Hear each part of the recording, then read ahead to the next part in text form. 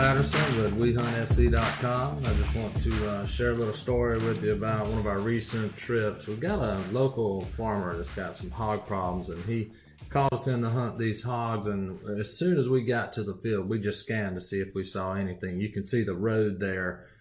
We scanned the road before we walked in, and we sure enough saw some hogs heading in. Couldn't believe it, but we noticed these hogs started acting funny, and as we watched them, and I just skipped a little bit of the footage, but you can see the time is pretty close.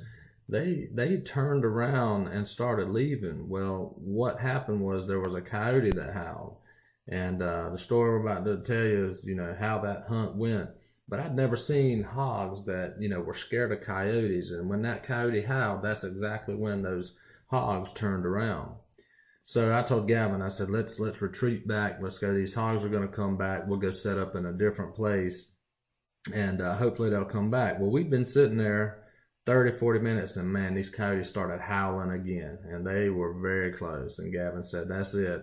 I'm going to the truck to get the call. And so he went and got the call, came back, and he said, you get in the scope, because when I hit this call, they're going to come. And sure enough, he hit the call, and this is what happened.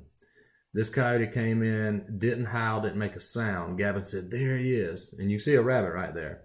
So I got on this coyote and I'm tracking him. And while I'm tracking him, Gavin's sitting there saying, turn right, turn right. And I'm like, shut up.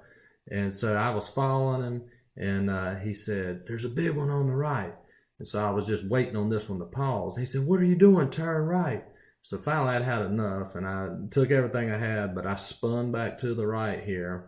And sure enough, just like Gavin said, there was a bigger one there. So I think this was a male and a female that came in, because they came into a coyote duet. And so I put the scope on him, and probably should have buzzed it a little bit more to the right, but I was kind of in a rush. So I shot, and you can see where it hit him, but then it kind of ran off. Then I peeled back to the left and waited on this one to pause, shot it, and it went down. I scanned back looking for any more. I didn't know how many there were, and trying to see if I could see anything else, and went back, and the scope calibrated right there. But I was saw this one flopping around. I want to put it out of its misery, so I shot again, which I think I missed on this time. But man, you talk about a fun hunt with some thermal night vision. This was our first successful, getting some fur on the ground with the scope hunt, and it happened fast, and it got our hearts beating, and man, we had a blast. But just wanted to share this story with y'all, and I hope you guys get into some night vision here pretty soon.